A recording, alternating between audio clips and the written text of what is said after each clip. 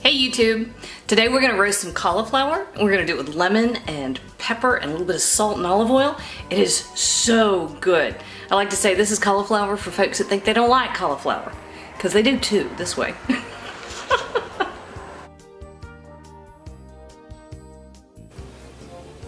Alright, here we go. Alright, so one of the nicest things about cauliflower is also one of the biggest problems with cauliflower is it just doesn't have enough flavor by itself, right? That's a problem. It's really bland and it just doesn't taste like a whole lot on its own. However, that means it makes a great foil for any kind of flavors you want to put with it. This stuff will adapt to anything. And so the key with cauliflower is giving it a lot of flavor. So in this case, we're going to roast it. I like roasting vegetables. You can use a very small amount of oil and get some pretty phenomenal flavor. And to do that, I start out by just turning him upside down. And I'm cutting the big florets away from the stalk. Ooh, cut more than I meant to. Hi, Boone, sneaking in behind me. Alright, so go ahead and get rid of the stalk. Now, I don't go crazy getting rid of all the stalk. It's perfectly fine. It's edible. It just doesn't have the little floury part on it. But I will get rid of the toughest bit, right? When you get down here to this part, this can be pretty tough. So we're going to get rid of that. Alright, now you can cut cauliflower 100 different ways. I've seen folks recently talking about cauliflower steaks, where they take the whole head and they just cut it like this, and you end up with big fat pieces that are flat. That's kind of fun. I haven't done that yet. I might be experimenting with that soon. Here's what I like to do. I like pieces that are smaller, like this, okay? About that size. Why? Well, they're bite-sized, right? But they cook really quickly. So, for example, I've got a chicken in the oven, and I want to be able to throw this cauliflower in, and cook it while the chicken's resting. So, to do that, I will cut my pieces relatively small, like this. When the chicken comes out, I do let it rest for 20 minutes. So when the chicken is finishing at 350, it comes out, I turn the oven to 400, throw the cauliflower in, and all the food is ready to go all at once, right? Now I have a baking sheet back here that I just covered with aluminum foil. And you could lay everything out on your aluminum foil and just drizzle it or sprinkle it or whatever. But when I'm roasting veggies that have a lot of nooks and crannies, like cauliflower, I like to throw them first into a great big bowl like this, so that when I'm seasoning it, I can really toss it around and make sure I'm hitting all those nooks and crannies. And the only thing you can cut this as big or as large or small as you want. Here's the only difference in that. Bigger pieces, of course, are going to take a little longer to cook. So instead of 20 minutes, you might want to give it 25 or 30 if you're using much larger pieces.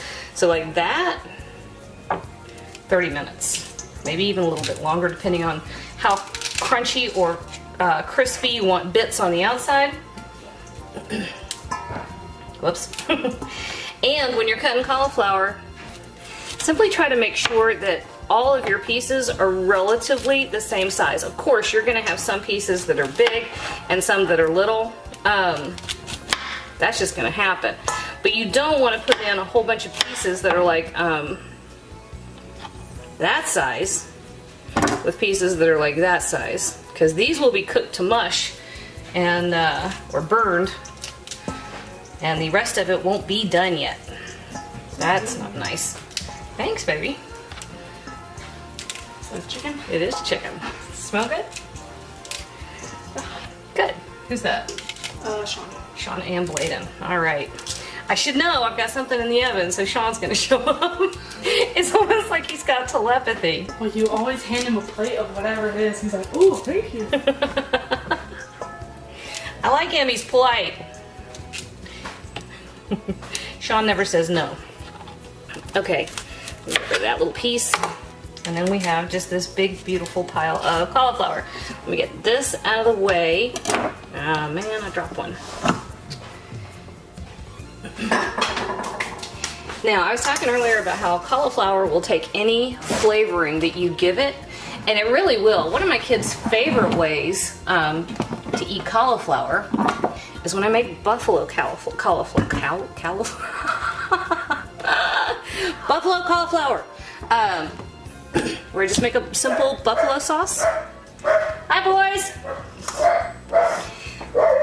And anyway, I make a simple buffalo sauce. I throw this together with just a little salt, pepper, and olive oil, and roast it that way. Let me get my dog to calm down. I'll be right back. Actually, Bladen just walked in. The dog is not barking, but now Bladen is hanging right here going, "Are you making buffalo cauliflower?" No, I'm not. I'm making it with lemon and pepper. You can add buffalo sauce to it. I told you it was a favorite.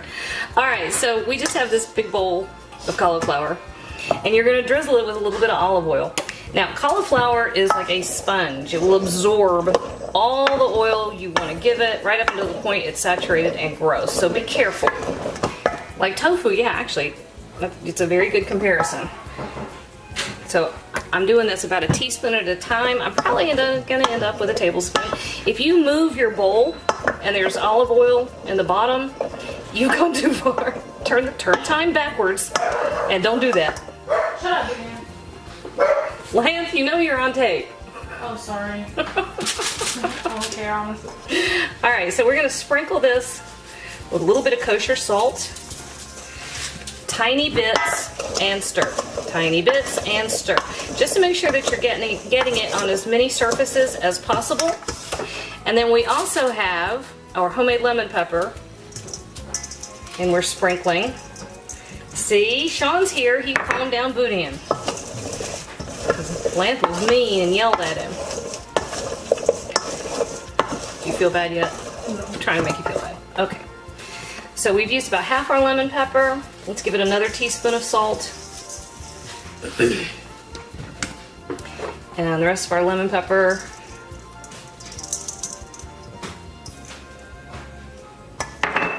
Oh, it smells so good. I gotta say, I love lemon pepper, but the homemade stuff is like in another galaxy. It really is. All right, guys. Here we go.